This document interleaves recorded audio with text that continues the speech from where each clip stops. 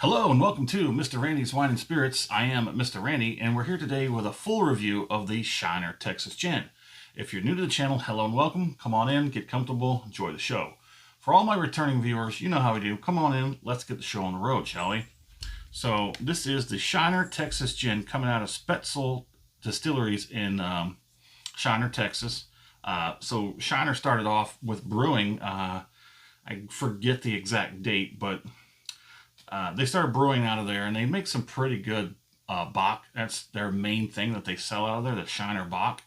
Then they started doing spirits out of the distillery. They took over. I can't remember when that happened either.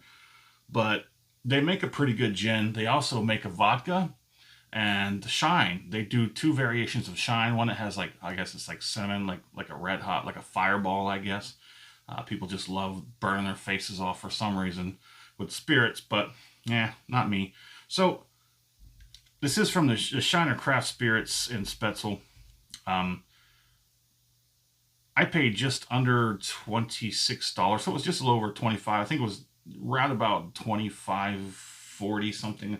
I misplaced it, so I looked it up, did math in my head, and so the taxes and everything kind of come out. So yeah, so it's just over 25, but not quite 26. This is a 43% alcohol by volume, distilled and bottled in Shiner, Texas, 750 milliliter. That is a big freaking bottle. You can see there's the Spetzel Distillery. Give you a quick looky-loo at the back there. Made the Texas way. Now, one thing, it is gluten-free, by the way, if any of you have, was it celiacs? Wife has celiacs, so it's all about that gluten-free lifestyle these days. So let's go ahead and get a pour on, shall we? As we continue to flap the jaws and talk about this gin. So they do claim that because they use grapefruit for the citrus part and pecans for the nuttiness, so there's not a whole lot of on the nose. There's still some pininess, but I don't think it's as quite the same as the pine notes that you might get on a regular botanical gin. There is a I was recalling, excuse me, something tried to come up or go down and wasn't quite sure which way it was going. So, forgot where I was. Anyhow, so there was this sort of odd character that I couldn't quite pick out, and it was the pecan. There's that sort of weird, sort of mellow but rich sort of character that comes out on the back end, especially after the palate and on the finish, and I found out that is the pecans. I love how they use the grapefruit instead of, what was it, the orange and other citrus stuff. It's very nice. Everything is sourced locally here in Texas for everything to come out of there, which is very, very nice. Let's go ahead and get it on the palate.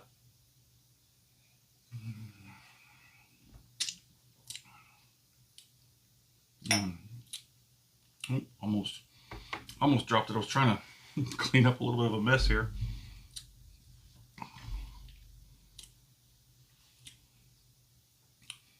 It's not as vibrant and as explosive as these other gins that I've had, like the Japanese Roku. The Tenjaku was also pretty nice, but it was definitely still under the Roku. I had the Still Austin gin, which I rank as my second favorite. This would probably come in a little bit at a third or fourth, because it does seem to come on strong, but then relatively quickly mellows out. Let's go ahead and get there's not a whole lot to speak of when it comes to viscosity on this one. It does have some legs, but then it quickly goes to sheeting. There's definitely something up with the glass. I might have to get another one. Let's go ahead and get a finish on this.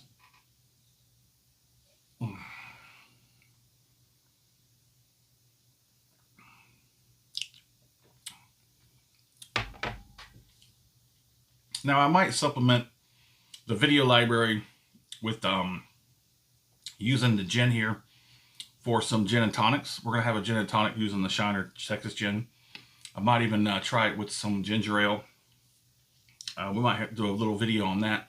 Probably find that in my short section, my short form content. So the finish is, it's just a little bit better than the palate. Just as in the palate, you sort of have this like a burst of intensity and flavor, but then relatively quickly dies down, and now it's just sort of like simmering. It does have a relatively longer finish than any other gin. A lot of the other gins, because of the heavy botanicals, you'll get it like really in there, and you'll have a more of an intense finish from start to finish. It'll sort of spike up, it'll plateau for a while, and then sort of come down. This one is like it hits you real quick, mellows out, hangs around for a while. It's very nice. Not a whole lot of action going on anywhere. It's sort of all over the place, all at once. Nothing really like tingling on the tongue. The cheeks get a little numb and tingly, the jowls, a little bit in the gums, a little bit, and then you get some heat on the back end. But like I said, it hits you up front real hard, real fast, and then mellows out and hangs out for a while. So now let's put a score on it, shall we? So this is a Texas gin. Everything's sourced local here in Texas. I paid, it's roughly about $25, about anywhere I've seen it. Now once I know what the bottle to look for, now I see it a little more often. But for a $25, $26 bottle of gin that's locally sourced, got all that Texas pride, 43% alcohol by volume. It's got a little bit of a different sort of interesting twist to it with using the grapefruit and the pecans. I'd probably give this I'm going to give it a weak 4 out of 5.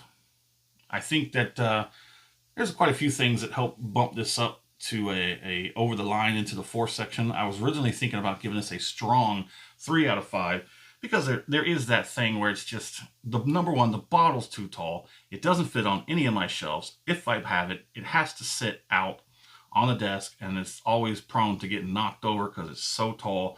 And a lot of that weight, and it does have, it's a heavy bottle. It does have a thick base, but you can see there's more glass, so it probably evens out roughly, but there's always that chance this thing's going to get knocked over, and that's not good for anybody or anything.